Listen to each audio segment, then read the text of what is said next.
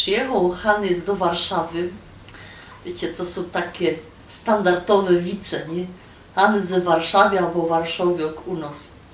Przyjechał Hanys do Warszawy i wlazł do Monopolu, już się ta Warszawa pooglądał, wlazł do sklepu monopolowego i padł tej ekspedientce: daj no mi pani halba. Jakoś to dziwo na niego mówi: proszę pana, ale co to jest halba? A on mówi: do macie prawie, dajcie mi dwie. Teraz drugi taki widz, to jest, ja wiem, ja sprawiam stare wice, bo ja się już cofą w ta przeszłość, nie?